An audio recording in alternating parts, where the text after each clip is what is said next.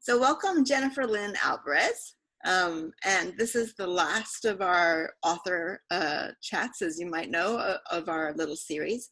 So I'm really glad that we get to take this out with you because, as I was saying when I sent my invitation out, I have lots of writers here who right from the beginning want to write series. And I thought it would be a great ending discussion to talk about the differences between writing a series and writing a single volume, and how'd you go around selling them, because obviously everyone tells you that you have to query them one book at a time and sell them one book at a time.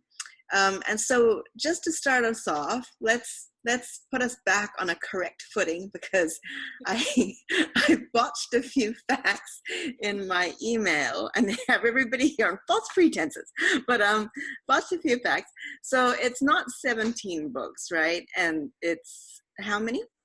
So I've written 20 manuscripts, full manuscripts, but I have 9 books under contract and 1 book that I self-published years ago. So I have 10, kind of out in the world, or that are going to be in the world, and 10 that are a couple practice novels, and then a couple that are in the wings for that I will probably revise and send out. Or send to my agent. So so I have written 20 books, but only 10 out. When did you start writing? Just so I can reconfigure my math. When? Well, I started when I was 19, but I took a 15-year break after I had kids. So there were 15 years there that I didn't write. So when I really picked up writing again, it was 2012. Mm-hmm. I had written 3 manuscripts. When 2012 began, I had written 3 books. And so from 2012 till now, I've written 17. Right. So 17 in the last 8 years. Yeah. Okay. And then these books, apart from 3 of them, if my math is correct, are all like books that have belonged to 2 series, correct? Right. 7 of them belong to, 2 series with HarperCollins that are related but different series. Okay. Well, why don't we start there? Let's start with these 2 series. So how did you, I mean, HarperCollins, that's the dream of many. So how did you get your series started with HarperCollins? How did you pitch that first book? And how many had you written by the time you pitched it? Did you always know it was a series in your mind? Well, I did not know it was going to be a series in my mind. Actually, I'd always been told this is the first one. And I had always been told not to write like a talking animal. I always heard people say, don't write about talking animals and stuff. So I wrote some other books. I had written 4 books, 3 when I was younger, and then I wrote a vampire book, like a lot of us have, and but too late, right? So nobody would even read it. And then I just kind of got discouraged. I self-published one of the earlier manuscripts, and that I don't recommend that for children's books because of distribution issues. Just getting it into bookstores and libraries is almost impossible. So I ended up just writing this for fun, actually. I just wrote it to entertain myself and my daughter, who was 11 at the time. And I didn't even think of publishing this at first. But anyway, after I wrote it, I kind of realized it was the book I always wanted to read as a kid. So, and I thought, why not? So I sent it out, and I got an agent right away. And then we both, talked about the series potential, but she said, you just have to kind of pitch the one book. So that's one thing about a series is the first book does have to be a standalone. If it has a cliffhanger ending, doesn't feel like a real ending, it could probably be rejected because the agents don't know if they're going to sell it as a series or not. It's really up to the publisher, right? So we pitched it as a standalone with series potential, and just left it up to the publishers, and she submitted it wide to a lot of publishers, and we had interest from HarperCollins right away. And they did ask for their beginning to be revised, so I did that. Just rewrote the first couple chapters, And then so we had no idea what they were thinking, but when they made the offer, they asked for 4 books. Wow. Yeah. And my agent called and told me, and I was kind of hoping for 3 at that point. And she's like, they offered for 4, and I couldn't even believe it. So And were you like, I can't believe that this is so exciting, or were oh, you, I can't believe it, I I'm dead in the water, how am I going to do this? a little, I mean, mostly just that I can't believe it. I'm so excited because I had so much fun writing the book and I loved the world, but I had no real idea for the rest of the books. And that, because even while we were waiting, we didn't know if they might offer for 2, 3, 6. I mean, who knows? So, because she had a feeling they would offer it they'd want it as a series, but so because that whole time you're just waiting, it's not worth plotting anything because you don't know what they're going to ask for. And so when they came back with 4, my agent said, can you write 3 more? And I was like, yeah, I mean, yeah, I'm a writer. Of course I can write 3 more. So, but I was a little scared because I had no idea what I was going to write. Mm-hmm.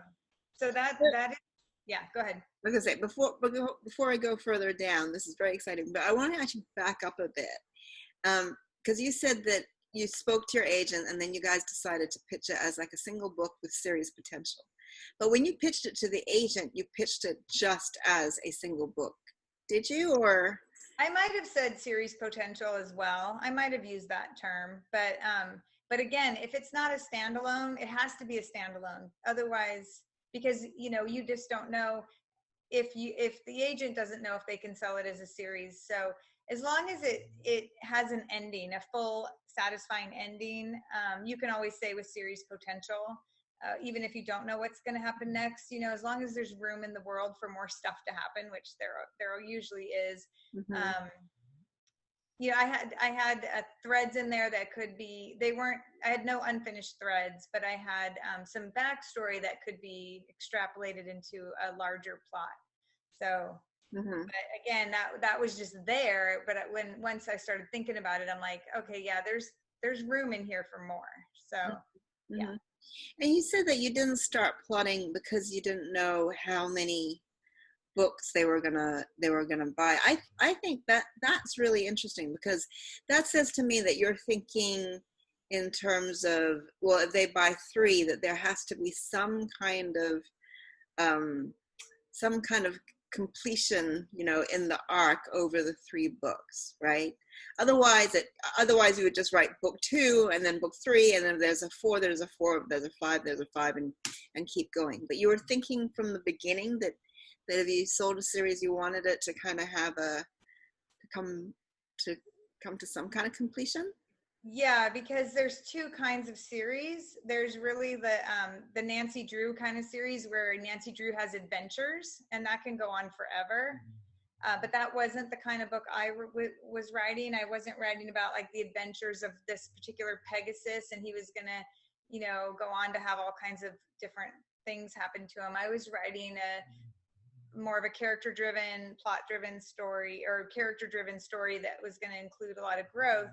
So I think there's a name for those 2 types of series, but there's like the adventure type.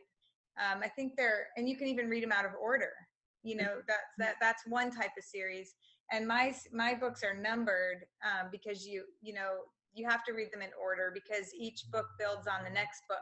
And I have to say it's a more difficult type of series to write because even when they said 4 books, it's like if your sales skyrocket, there's this potential they're going to want more. So it's hard to plot a 4 arc.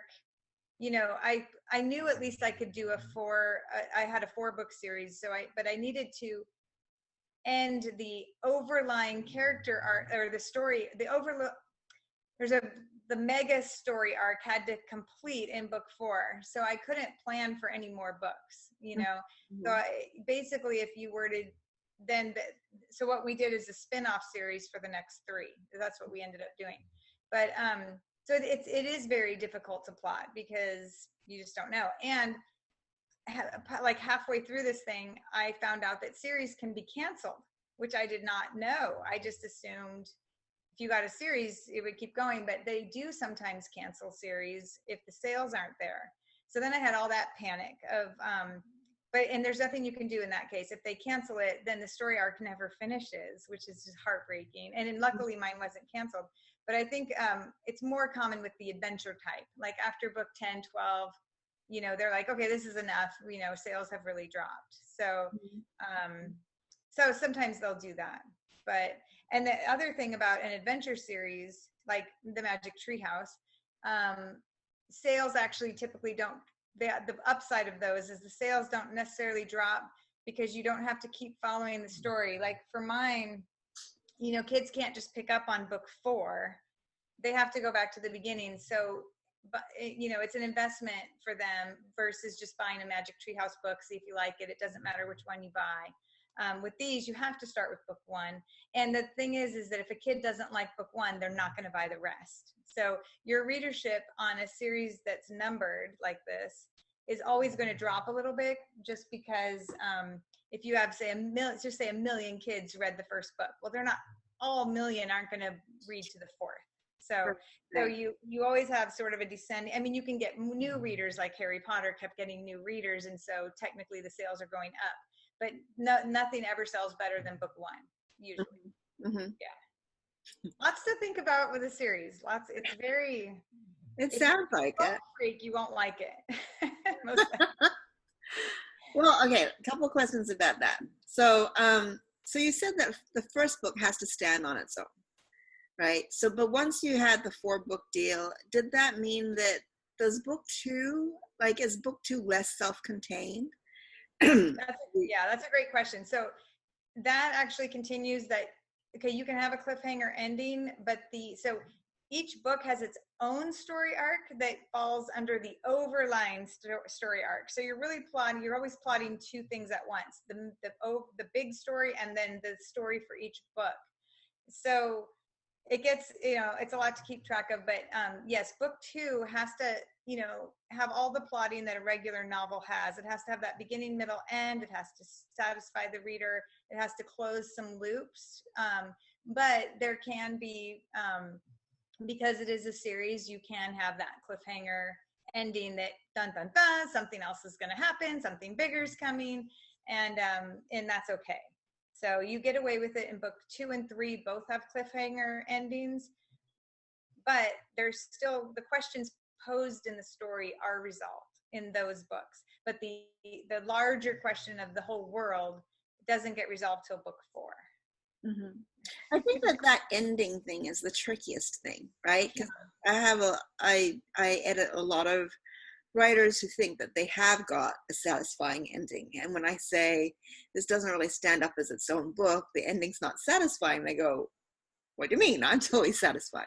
So how do you define satisfaction? Like how do you know that you've got enough of a wrap on this?